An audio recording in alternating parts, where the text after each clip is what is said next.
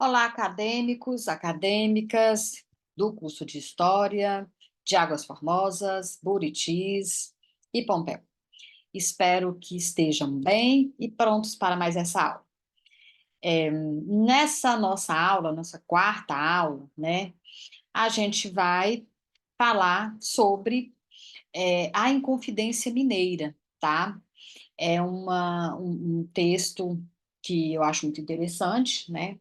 É um texto do João Pinto Furtado, um artigo, né, do João Pinto Furtado, que a gente vai trabalhar hoje, tá? Ele faz uma análise, portanto, né, da Inconfidência Mineira e de algumas questões muito importantes, né, a ideia de república, né, e o alcance dessa república. Então, a gente vai focar nisso hoje, tá? E a nossa discussão do fórum também vai ser a discussão que a gente vai analisar a Inconfidência Mineira, né, como ela é tratada nos livros didáticos. Então, eu espero que vocês apreciem da mesma forma que eu. Gosto muito de trabalhar com esse tema. Então, vamos lá. Aqui tem a nossa bandeira, belíssima, né? Eu gosto muito dela, acho ela muito linda. Vamos lá. O texto analisado, como eu falei, é Uma República entre Dois Mundos, Inconfidência Mineira, Historiografia e Temporalidade. Esse texto está na Revista Brasileira de História, ele foi publicado em 2001, né, no volume 21, número 42, tá? E é um texto curto, mas é um texto denso, né? E o autor é João Pinto Furtado.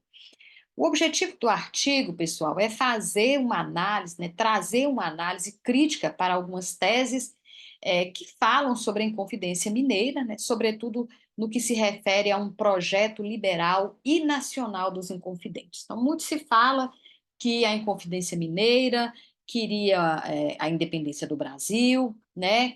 E como que seria esse projeto para esse projeto pensado pelos Inconfidentes, né, para a, as Minas, né, e para o restante, né, da colônia. Então, é isso que o artigo trata, tá? Bom, então, ao falar sobre uma república entre dois mundos, ele vai colocar ali, né, que o período analisado ele é um período de transição entre o antigo regime e a modernidade, tá?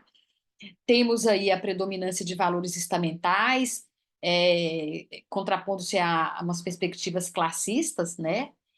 Bem no iniciozinho, né, do texto ele vai mencionar isso. E a Inconfidência Mineira, nesse mundo, né, entre esses dois mundos, vai expressar ali as ambiguidades e contradições do seu tempo. Então, o início do texto, né, é o autor lidando com essas questões, né?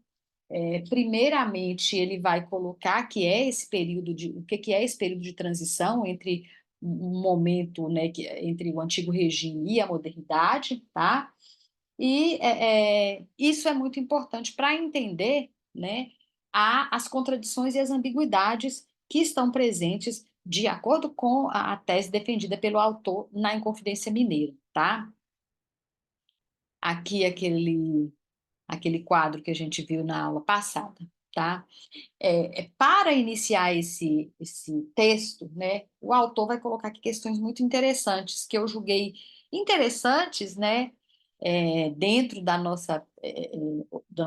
nosso objetivo aqui, né, que são as questões metodológicas. Então, ele faz um passo a passo para depois ele situar aquilo que ele está pensando, as questões que ele, né, visa colocar aqui para a gente. Bom, então eu trouxe muitas aspas, né? Então isso aqui é um tipo de fichamento e as partes mais interessantes que a gente vai tratar eu trouxe para cá. Então, abre aspas para o autor. O historiador de ofício precisa sempre evitar o maior dos pecados, que é o anacronismo, terrível deslize metodológico que reduz duas épocas distintas a uma mesma significação.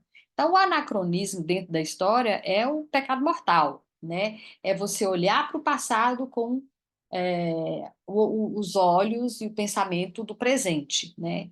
Quando você volta em um momento recuado, né? Ou qualquer que seja esse momento, é preciso conhecer a época, né? E o pensamento daquele momento. O pressuposto da afirmativa é o de que acontecimentos históricos pontuais só se tornam inteligíveis a partir do conhecimento mais amplo de todo o complexo histórico que os engendrou, que os formou, tanto no que respeita a seus aspectos mais propriamente objetivos, quanto até mesmo no que respeita à sintaxe e semântica, né, dos termos empregados. É, então, isso está na página 344, né? Aqui ele está chamando a atenção, né, justamente para o conhecimento, né, daquele momento histórico, né, que possibilitou a existência de um determinado momento, de um determinado fato, no caso aqui, a Inconfidência Mineira. Ainda dentro dessas questões metodológicas, ele vai dizer, né, que quando se estabelece uma relação com o passado, estabelece um diálogo entre duas épocas distintas, né? Então, aí, quando você faz uma análise do passado, você tem você está dialogando com momentos diferentes, tá? E nesse sentido, diz ele, quando vamos trabalhar com as interpretações e conceitos comumente associados à Inconfidência Mineira, é preciso não perder de vista o fato de que, embora palavras e elementos de linguagem de diferentes épocas se aproximem e possam ser associados e utilizados como elementos de investigação, não podem ser reduzidos à mesma significação. Então, estamos fazendo um diálogo entre dois momentos históricos diferentes, tá? Então, não pode, né? A gente tem que conhecer a linguagem da época, a gente tem que conhecer o pensamento da época, tá?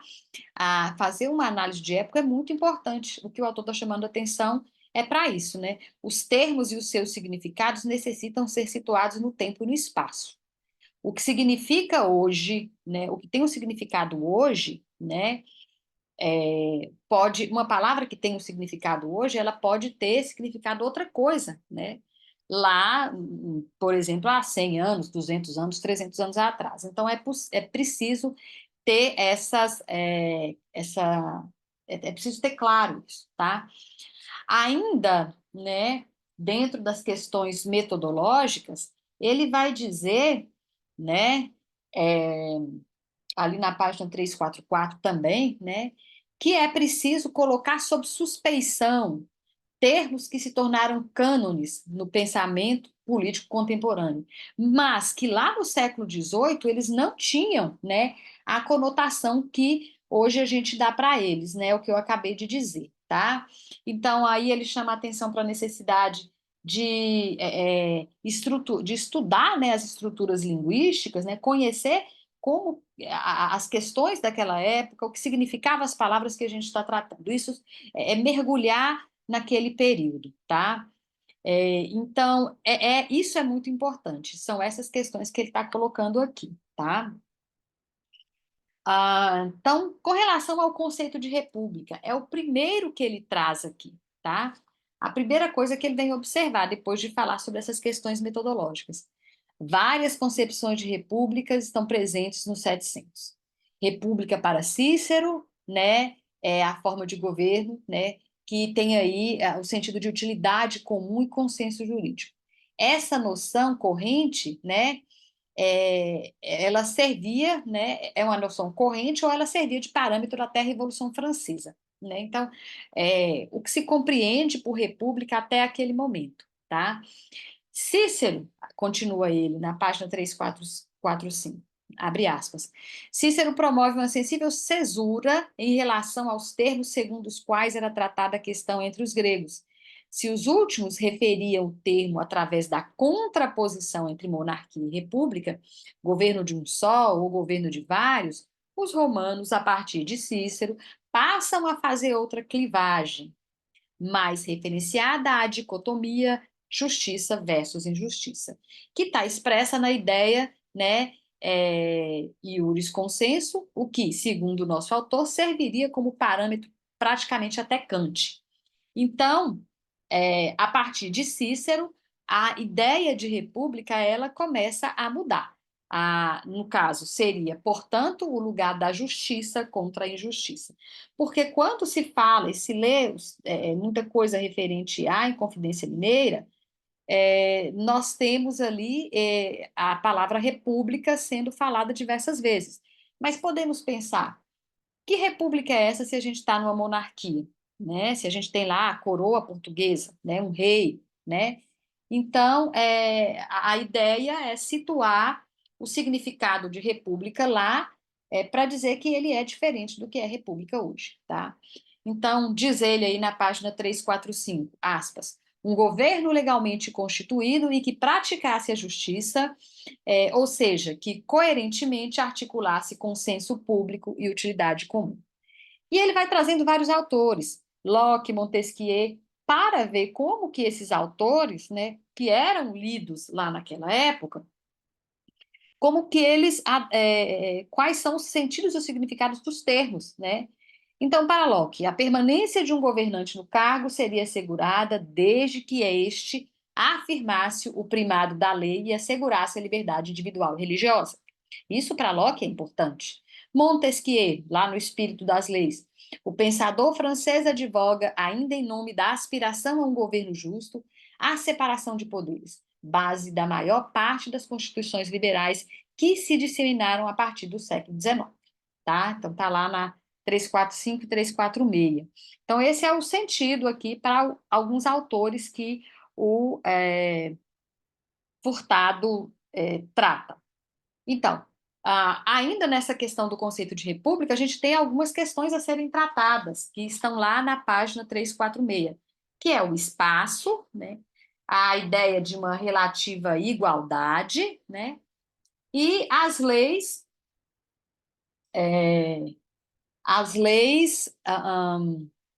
que devem ser a expressão da vontade popular, né?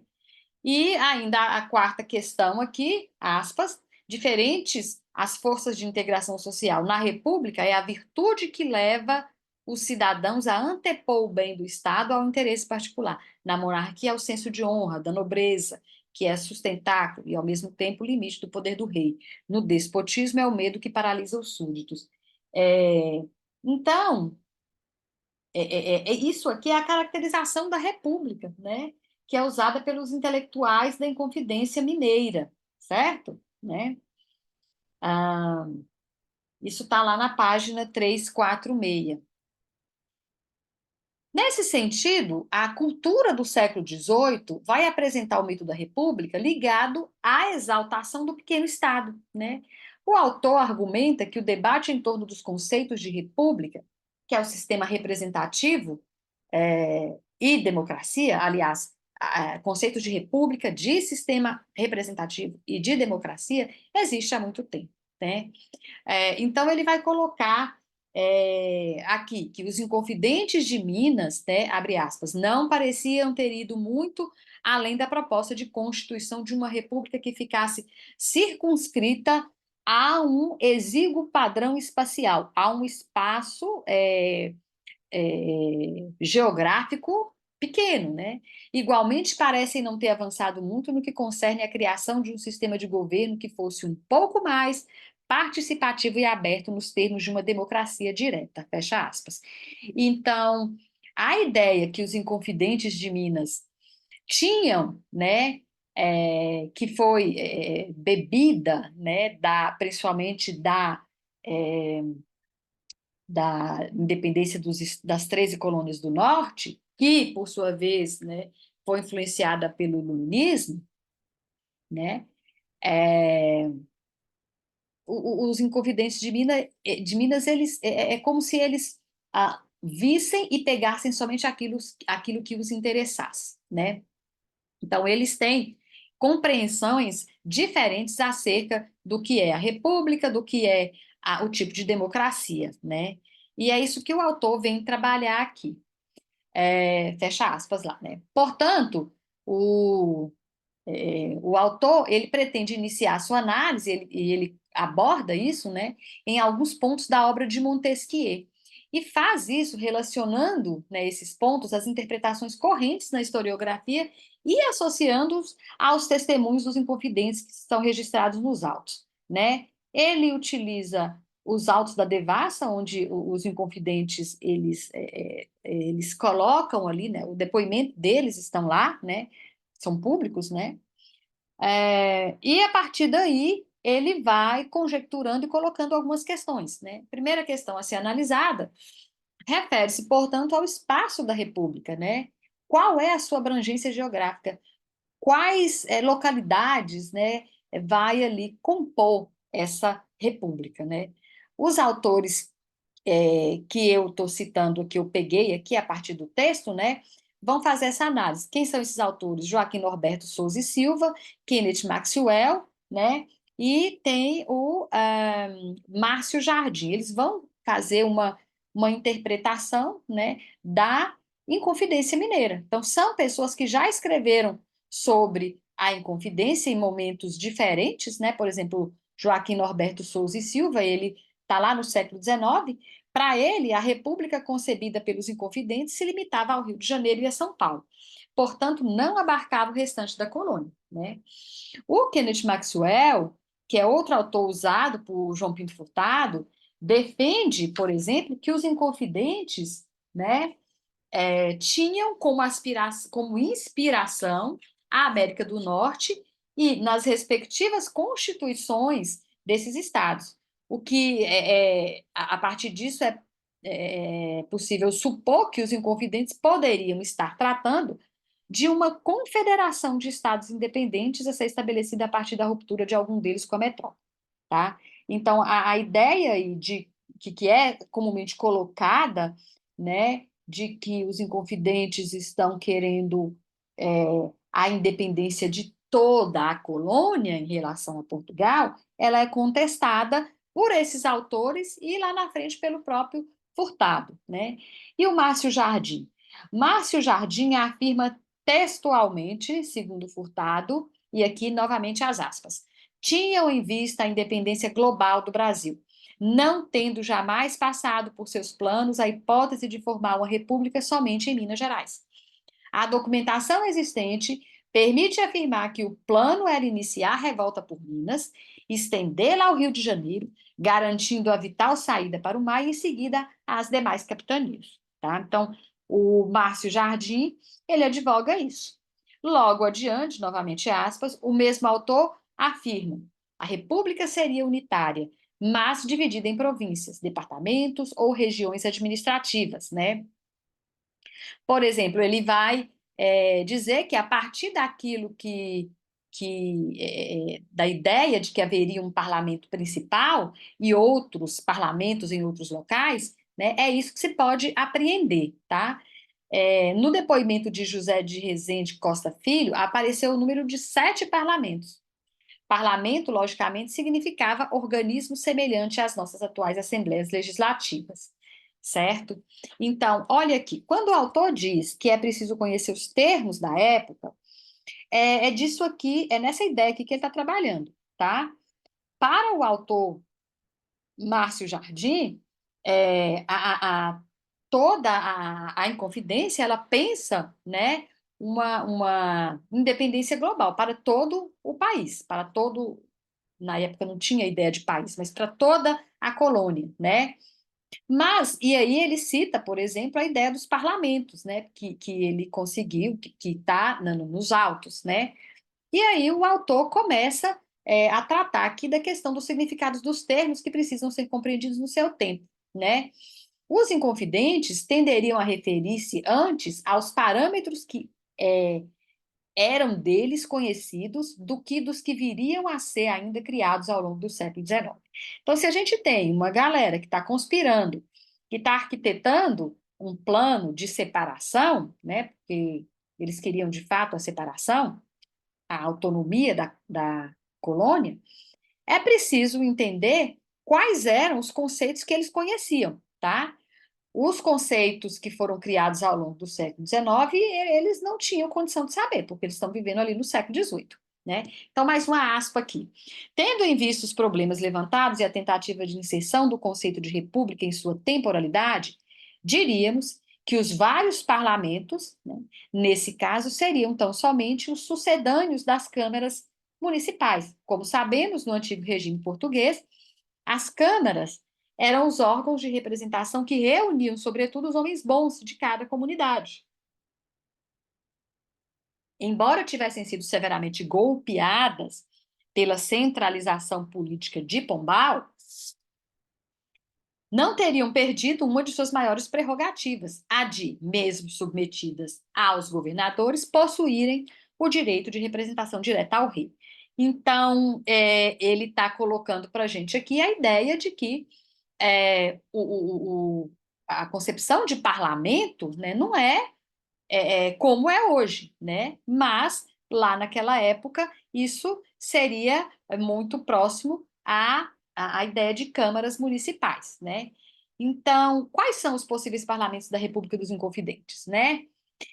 Segundo o texto, a república por eles aventada, de fato, teria vários parlamentos, mas, segundo indicam as evidências, distribuídos entre a nova capital proposta, São João del Rei, e as principais localidades que polarizavam a economia das Minas Gerais, tá? Então, é mais certo que esses parlamentos seriam distribuídos entre os principais polos regionais, que, naquela época, já estavam consolidados. Vila do Carmo, depois Cidade Mariana, Vila Rica, Vila Real do Sabará, Vila de São João del Rei, Vila do Príncipe, que hoje é Cerro, né? E em alguns outros lugares emergentes. Então, é, quando o autor chama atenção para a questão da língua, do vocábulo, né, para isso que é isso que ele está chamando a atenção. O que eram os parlamentos naquela época? Né? Era aquela configuração que existia naquele momento, e não, né, nas várias capitanias, por exemplo, né? É, nas várias localidades, né? O que a gente conhece hoje como Estado, tá? Na análise dos documentos, o autor encontra uma constante tensão entre Minas Gerais e Rio de Janeiro, né? Sobretudo por conta da dívida que os mineiros contraíram em relação aos cariocas. Isso na época da mineração, né? Tensão entre as comarcas das Minas Gerais, né? O conceito de república usado pelos inconfidentes é, é aqui que está sendo, o que está sendo discutido por ele, né?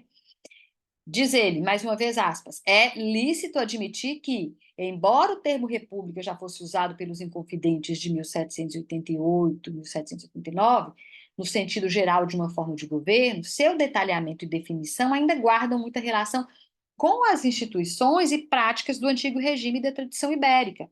Por isso que ele chama atenção no início do texto para a questão de que a República está entre dois mundos, né?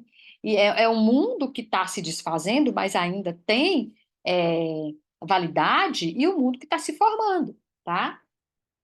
Os limites e os alcances da conspiração, no que tange à estratégia militar. Então, ali na página 351, ele vai ressaltar, a partir da leitura cruzada das informações contidas, né, nos autos, podemos inferir que as estratégias que chegaram a ser efetivamente formuladas eram extremamente defensivas. As únicas alusões concretas a homens em armas referem-se a aproximadamente 200 homens de Alvarenga, os chamados pés rapados, conforme denúncia de Joaquim Silveira dos Reis, na campanha do Rio Verde. 100 ou 150 de Francisco Antônio de Oliveira Lopes, na região de Borba do Campo, e São João del Rei, que é a atual Tiradentes, e 60 ou 100 do padre Rolindo Tijuco, que é Diamantina. Então, para ter uma independência nesses moldes, né, se fosse global, era preciso, né, muito mais homens, né? É, isso aqui é muito pouco, né? É o que ele argumenta. E ainda, aspas, se por um lado essas informações sugerem a possibilidade efetiva de enfrentamento militar, uma vez que o número não é desprezível para os padrões militares da época, por outro lado, sugere os próprios limites da ação projetada. Analisando a situação dos contingentes mencionados em relação à geografia da capitania, percebemos que o horizonte máximo era o de se criar um cinturão de proteção em relação ao núcleo minerador. Fechar-se-iam as entradas por São Paulo, via comarca do Rio das Mortes, pelo Rio de Janeiro, através da Estrada Real e Mantiqueira, e pela Bahia através do Tijuco, que é Diamantina. Então, cria-se um cinturão e é uma ideia de defesa, né? Mas e aí? Os pontos abordados, é, né, por exemplo, por Montesquieu, que coloca duas questões, né, a primeira que é relativa ao espaço geográfico, e a segunda, a uma igualdade relativa, né? O autor começa a trabalhar essa questão, né? O que que temos aqui? Uma comparação do caso americano com o caso dos Inconfidentes. Por exemplo, os americanos do norte, né? O exemplo dos americanos do norte foi mencionado por várias das testemunhas e protagonistas da Inconfidência. Segundo as investigações feitas pelo autor, pode-se perceber que o caso dos americanos do norte foi tomado exclusivamente por seu exemplar conteúdo de movimento anticolonial bem-sucedido. Então, o que ele está mencionando para a gente é que os Inconfidentes, né, miraram-se no exemplo dos americanos do norte tão somente porque o movimento deles de independência foi bem sucedido e era um movimento anticolonial, né? O modo de se fazer uma revolução, que é lido a partir dos acontecimentos na América Inglesa e de um outro autor, Raynal, né, poderia ser relativamente popular, mas as semelhanças elas se esgotam por aí entre os dois americanos, o do norte e o do sul.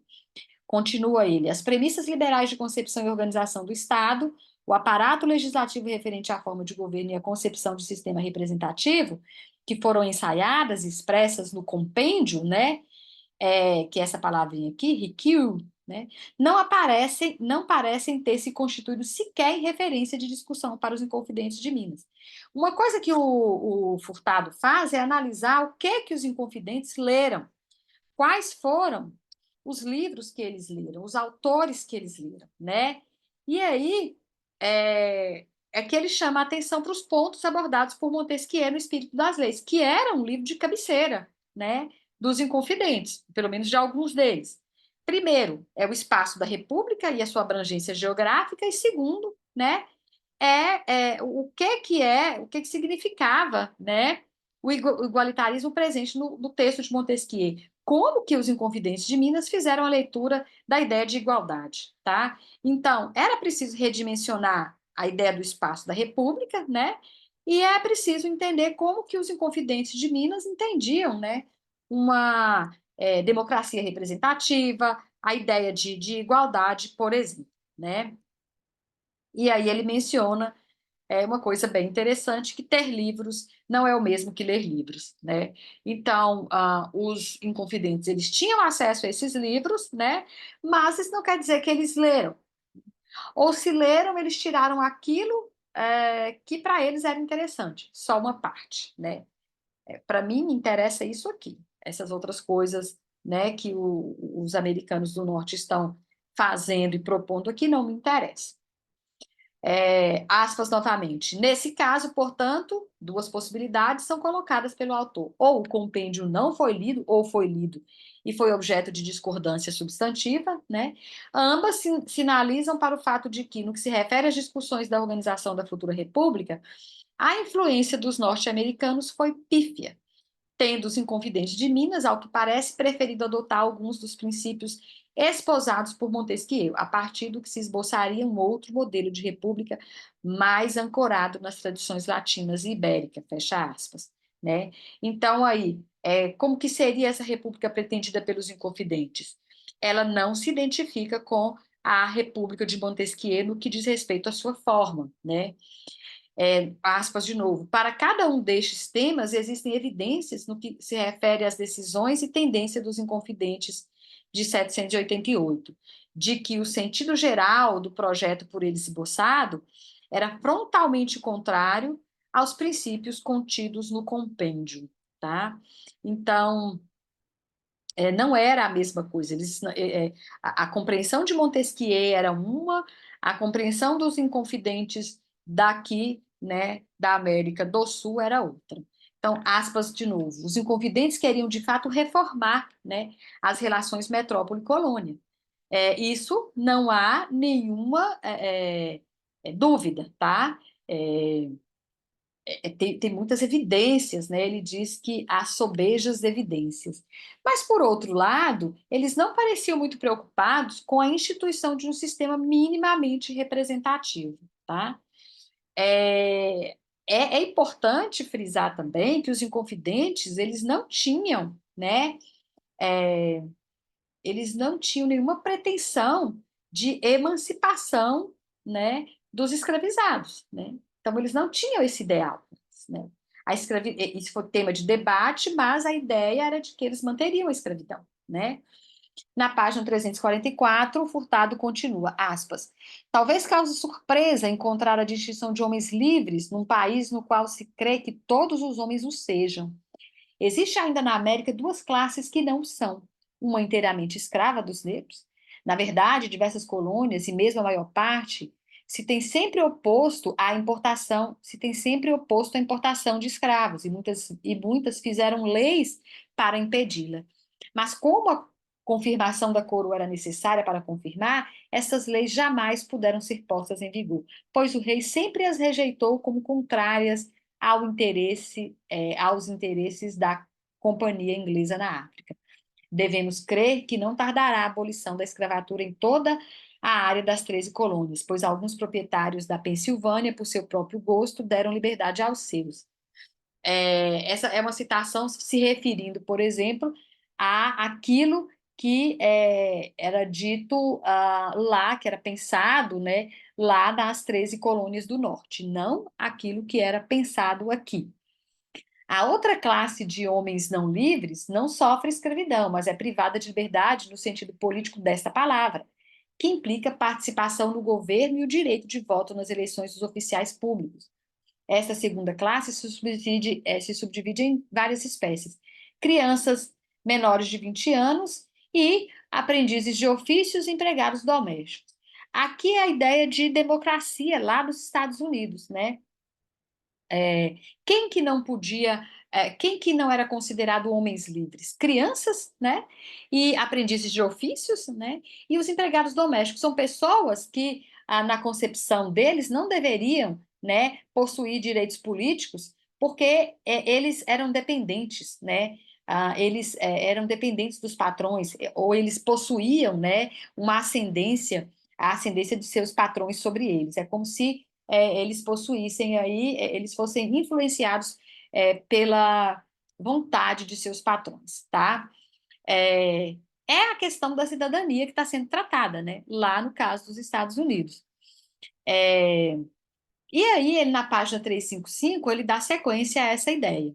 O problema que nosso comentador anônimo procura levantar acerca das relações entre indivíduo, condição econômica e representação política, seria um problema central na Europa e na América nos anos que se seguiriam, e diz respeito exatamente à definição das bases de organização do sistema representativo no sentido moderno, um dos primeiros indícios da emergente noção de cidadania, que, como sabemos, era noção desconhecida nas sociedades do antigo regime. Vocês já devem ter trabalhado aí, né, a disciplina cidadania e direitos, né? Então, vocês já estão aí afinados com essa ideia. Se na Revolução Americana já podemos perceber que o tema pontificava na cabeça dos revolucionários, bem diverso era o caso nas Minas, tá? Então, toda essa ideia, né, ali da liberdade dos escravos, né, e da questão da representatividade, era discutida e pensada lá nos Estados Unidos, né, nas 13 colônias do Norte, que tornou-se os Estados Unidos. Mas isso não tinha nem se cogitava essas questões aqui. Então, eles têm um tempo de aprendizado muito maior que o nosso, por exemplo, né? Bom, os Inconfidentes Mineiros e seu compromisso com a recuperação do passado era, né, se libertar das amarras coloniais, tá? Eles não tinham, né, uma clareza absoluta da distinção entre o bem público e o interesse privado. Essas instâncias se misturam naturalmente em suas práticas discursivas e políticas, tá? Por isso que lá na frente o autor coloca, né, que há ali uma oposição entre essas ideias, né, uma ambiguidade, tá? Os inconfidentes aceitaram a ideologia e práticas anticoloniais que veio, né, que eles conseguiram aprender lá das 13 colônias do norte, tá? Mas selecionou teses de Montesquieu que era interessante para eles. Eles pensaram em uma república de reduzidas dimensões. Eles pouco avançaram no debate em torno da participação política ou da tripartição dos poderes, elementos fundantes, né, da República Representativa e uma das maiores contribuições de Montesquieu, tá? Que é ali os três poderes, né? Legislativo, executivo e judiciário, tá? Então, eles não avançaram nesse sentido, tá? E aqui, para encerrar, aspas, em duas citações na página 360, que é a última. Em suma, do ponto de vista estritamente espacial, o levante, né, a Inconfidência Mineira, se circunscrevia à capitania de Minas Gerais e não se referia, portanto, à emancipação política do país ou a um projeto de nação em sentido contemporâneo. O apelo republicano, por seu turno, esteve estreitamente associado a uma definição relativamente circunscrita no seu tempo e que, por sua vez, representa um momento de transição no pensamento político ocidental, fecha aspas, tá? Né? Então, assim, a Inconfidência Mineira, pensada, né, a ideia de república, pensada pelos inconfidentes, né, ela era circunscrita à capitania de Minas Gerais, né? Não se referia à emancipação política global, né? E a natureza do levante em relação ao grau de ruptura ou radicalismo, né, que se pretendia, ou seja, se ele era um movimento reformista ou revolucionário, o João Pinto Furtado deixa em aberto, porque ele salienta que é um tema que precisa ser melhor investigado pela historiografia. Então, é necessário aprofundar nos arquivos, nos debates, né, consultar a historiografia, os textos já produzidos, e consultar novamente os documentos, os arquivos, talvez, né, encontrar novos documentos, né, pesquisar. A verdade é essa, pesquisar para investigar, para que essa questão possa ser respondida, né? Talvez a gente nem consiga saber, mas, né, quem sabe, né? Ficamos por aqui. Obrigado a todos e a todas pela atenção e eu convido vocês a participarem lá do nosso fórum, né? A ideia do fórum é vocês procurarem nos livros didáticos, né? A Inconfidência Mineira, né? Verificar como que a Inconfidência Mineira é abordada nesses livros, né? Apresentar os pontos, né? De semelhança ou de discordância, né? Considerando que a gente já viu a Inconfidência Mineira lá na nossa terceira aula, né? Dentro das revoltas, a gente falou um pouco mais sobre ela no sentido de como que aconteceu, quais eram os objetivos, quais eram os ideais, né? E aqui a gente tratou da questão da historiografia, né, de como vários autores pensaram essa Inconfidência e os elementos novos que o João Pinto Furtado trouxe aí para a gente, tá? Então, né, obrigado novamente.